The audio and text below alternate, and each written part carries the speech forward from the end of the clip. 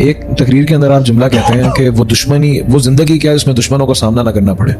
तो इसका क्या मतलब है कि दुश्मन ज्यादा होने चाहिए जिंदगी के अंदर, ज्यादा फ्रंट फुट पे आगे खेले हम, बनाए दुश्मन। हदीस में आता है ला तमन्नु लिकाल उदुफ, दुश्मनों से मुलाकातें करने की तमन्ना नहीं करनी चाहिए। Learn to live in harmony and peace, अमन में रहने का आदत होनी चाहिए। मैं ये कह रहा हूं, जब एक इंसान इंटेग्रिटी, वैल्यूज और राइट्स, कोड और कोर के साथ जी रहा होता है ना, कोर वैल्यूज और एथिक्स पे खड़ा होगा, जहां उसकी सेल्फ एस्टीम होगी, गैरत होगी, एक मिजाज होगा, ज्यादा झुकने वाला आदमी नहीं होगा और इज्जत एहतराम करने वाले लोग होंगे, लेकिन ज्यादा इंटिमिडेट नहीं होते, जो ज्यादा उठाई गिरे नहीं होते, जो उस टाइप का मिजाज नहीं होगा, और अपनी राह पे, अपनी सिमत पे, अपना मशरिक अपना मगरिब खुद बनाने वाले लोग जो होते हैं, ऐसे लोगों के साथ दुश्मनियां अक्सर होंगी नहीं, यकीनन हो जाती हैं लोगों को, क्योंकि ये लोग जहां से गुजरते हैं ना, ये एक बहुत ही इनसिक्योर पार्टी को मजीद इनसिक्योर कर जाते हैं, ये इंटिमिडेट कर जाते हैं अगले को। इनकी प्रेजेंस का एक ऑरा अल्लाह ने रखा होता है जो तंग करता है लोगों को।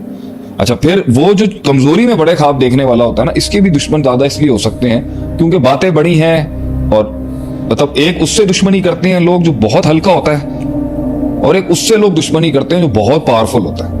एक उससे दुश्मनी करते हैं जो बहुत ज्यादा पावरफुल होते हुए अपने आप को हल्का रखता है, और एक उससे भी लोग बहुत दुश्मनी करते हैं जो बहुत हल्का होते हुए अपने आप को बहुत पावरफुली प्रोजेक्ट करता है। ये चारों के चारों माशरे के अंदर उस तबके को जो अपने सेटल्ड हलकों में बैठे हुए हैं या मुनाफिक बैठे हुए हैं, उनको बहुत बॉदर करेंगे और डेफिनेटली उसको दुश्मनी मिलेगी। तो वो जिंदगी जो हवाओं के मुखालिफ गई नहीं कभी, जिसने रीत रिवाज तोड़े नहीं कभी, जिसने अपने आप को चैलेंज नहीं किया, जो कभी निकला नहीं उस कुएं से बाहर निकल के, उसने एक्सप्लोर नहीं किया, जिसने दिल नहीं दिया किसी को, हो नहीं सकता कि उसको दुश्मनियां नसीब ना हो। तो वो जिंदगी क्या जिसे दुश्मन नसीब हो, मतलब वो जिंदगी क्या जिसने कदम ना बढ़ाया हो, ये मतलब है। दुश्मन करीब, दुश्मन को दोस्त कैसे बना सकते हैं? एक बेवकूफ इंसान जिसे हम सफी कहते हैं अरबी में, वो है जो अपने करीबियों को भी अपना दुश्मन बना लेता है।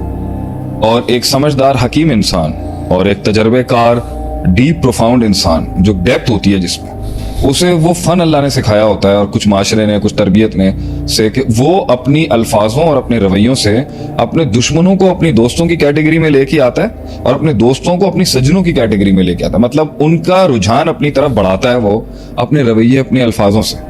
इसके लिए सब्र चाहिए, हौसला चाहिए, जिगर चाहिए, स्ट्रेटेजी चाहिए आपको, और उनके तीर और उनकी नेगेटिविटी अब्सॉर्ब करने का आपको कलेजा चाहिए। तो ही तो वो कहते हैं, आपने वहां तक मार खानी होती है उनके लिए कि वो कहें कि यार मैं इसके साथ जिंदगी इसलिए नहीं गुजारता कि इसका ब्रांड बहुत अच्छा है, इसका प्रोडक्ट बहुत अच्छा है, मैं इसके साथ जिंदगी इसलिए गुजारता हूँ कि यार ये इतनी बर्दाश्त कर सकता है हमारी, सही है, इसलिए हम उनके साथ बैठे हुए, इसलिए नहीं कि वो बहुत काबिल आदमी है। तो काबिलियत आपको बाजार में बहुत मिलेगी, बर्दाश्त नहीं मिलेगी उसमें।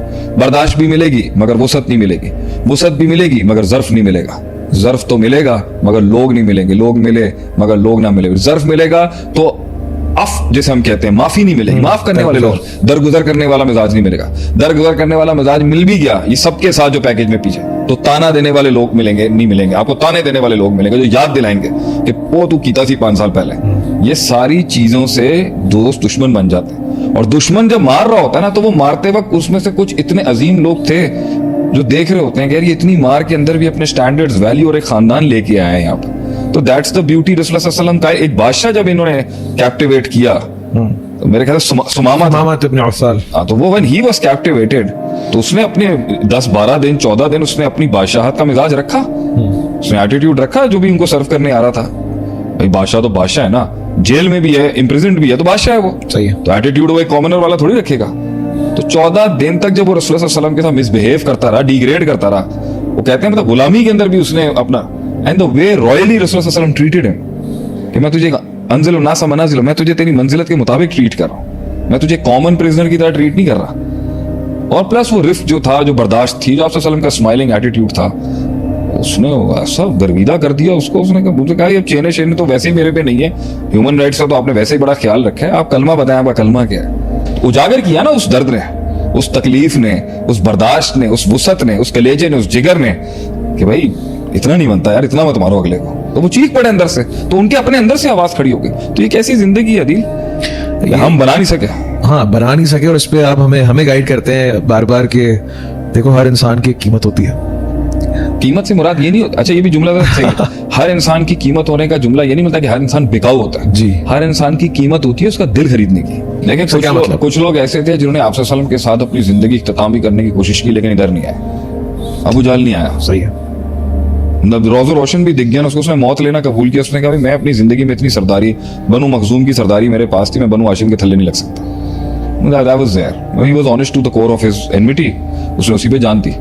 बाज ऐसे थे जो वहां पे मुखालिफ थे, यहाँ के बड़े लीडर्स बन गए। सही। उमर बिन खत्ताब हैं, खालिद बिन वलीद हैं, We've got big giants over here as well.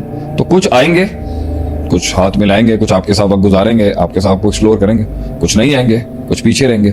लेकिन पॉइंट यहाँ पर यह है कि जब आपकी मुखालफत, देखें आप गुजर रहे हो ना एक इलाके से, तो एक आपकी वो मुखालफत है जो आपके पीछे पीछे आ रहा है, सही है। एक आपकी मुखालफत है जो आप कहीं से गुजर रहे हो तो वहां पर उससे मुखालफत हुई, दुश्मनी हुई, हाँ, वहां गुजरते हुए मसला करेगा, ठीक है। और एक आपकी वो मुखालफत है जो ऊपर से आपकी सर्वेलेंस कर रहा है। सबसे खतरनाक दुश्मन वो होता है जो जिधर आप जाओगे ना वो पीछे आपके आएगा। ठीक है।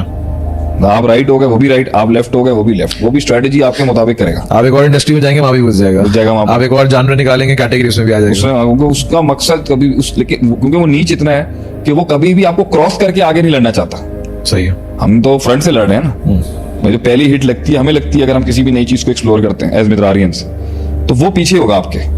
आपने वहां कामयाबी करनी है। तो सबसे मसला यहाँ पर ये वो कोई भी शख्स जिसके साथ दुश्मनी रही मेरी, वो वापस इसलिए नहीं आ सकता क्योंकि वो कुएं का मेंढक है और कुएं में ही उसको अपनी जगह चाहिए थी, और कुएं के अंदर उसने हमसे इतना ले लिया हुआ मुझसे कि वो वहां पे राज कर रहा होगा अपना। हाँ, चीखें उसकी जब निकलेगी जिस दिन मैं कुएं में पहुंचूंगा वहां पर चक्कर लगाने के लिए, that's the day they going to get intimidated. इसकी मिसाल आप देख लेना, नाइक साहब आए हैं ना अभी पाकिस्तान के अंदर। नहीं तो आप दरवाजे खुले रखते हैं अपने दुश्मनों के लिए, तो कब बंद कब है कभी? ये किसी से इतनी दुश्मनी की हो खानदान के अंदर, प्रोफेशनली, नहीं या ये एटीट्यूड से ताल्लुक रखती है। जो आदमी जिंदगी के अंदर उसकी दुश्मनियां रही हों, या उसकी मतलब दुश्मनियां तो हमारी ऐसी भी रही है ना कि जान तक आ गई हमारी। मेरी अपनी इस फील्ड से हटके भी तो मेरी दूसरी जगह मुखालफत है, दुश्मनी रही मेरी, हमारी फैमिली में रही है, जमीनों के कामों में रही है, और भी बहुत से मसले मसाइल हैं अपने मिदार से रिलेटेड भी रही हैं। तो पॉइंट यहाँ पर यह है कि जो आदमी ग्रो कर रहा होता है ना, उसे उन वक्तों में कभी भी ग्रज पालने का ना टाइम होता है और ना उसका इतना मुकाम होता है और ना उसका कद होता है कि वो पाले किसी को। सही है। तो कुछ बेवकूफों को शायद ये लग रहा होता है कि भाई शायद अभी भी ये मेरे माइंड पे सवार होंगे, आई एम समवेयर एल्स। और कहते हैं ना the best revenge is to forget them.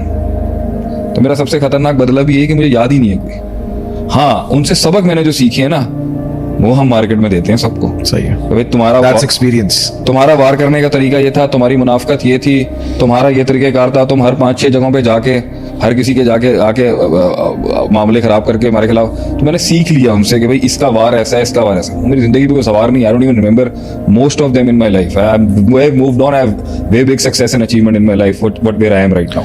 अगर आप दरवाजे खुले हैं तो वो तो कब मतलब दरवाजा वही आदमी बंद करेगा ना जिसके पास ज़र्फ नहीं होगा, जिसके पास अचीवमेंट नहीं होगी, जिसके पास गुस्सा होगा, जिसके पास एजिटेशन होगी। मेरे पास ये है ही नहीं।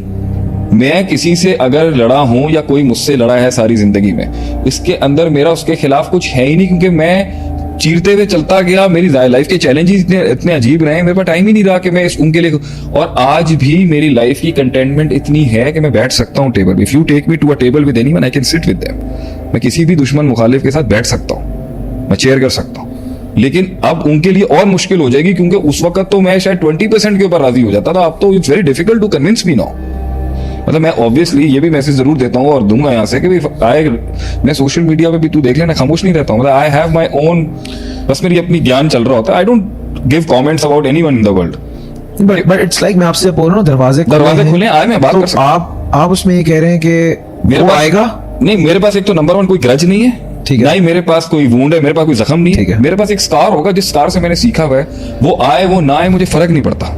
लेकिन मैं अपना अखलाक, अपना एहतराम, अपनी तमीज अपने दुश्मनों के लिए भी उतनी ही रखता हूँ जितनी मैंने अपने दोस्तों के लिए भी रखी है कभी। तो अगर वो आएंगे इसलिए नहीं, क्योंकि ऑब्वियसली जिस जगह पे हमला हुआ है और जिस तरह से, इसलिए कहते हैं ना दुश्मनी ऐसे करो कि कल को टेबल पे बैठ सको, और दोस्ती इस तरह रखो कि कल को you can say good by two someone. ये इस तरह की दुश्मनी की कभी शक्ल ना दिखा। ये हमें जो है वो फैमिली के अंदर, बिजनेस के अंदर सिखाया जाता था कि किसी को इतना बढ़ा दो कि उसको तुम छोड़ ना सको एज अ क्लाइंट, और किसी को इतना जलील मत करें कि कल को आप बैठ ना सके। तो you know very well, you are amongst those and Vicky is amongst those and everybody knows around me कि मुझे पता है मैं तो बैठ सकता हूँ। मुझे किसी के साथ बैठने में कोई इशू थोड़ी है आज भी, मेरे फैमिली के अंदर हो या फैमिली के बाहर हो या मेरे प्रोफेशनल सर्कल, मुझे क्या इशू क्या, लेकिन- क्योंकि मैंने इनिशिएट नहीं की थी जंग, मेरे खिलाफ जब इनिशिएट, तो ऑब्वियस दुश्मन के अल्लाह अल्लाह अल्लाह हर इंसान को, मेरी दुआ है, इतनी तरक्की और इतनी कामयाबी और इतना सुकून दे मन के अंदर कि उसके दुश्मनों के वार जो है ना उसकी स्किन क्रॉस ही नहीं कर सके।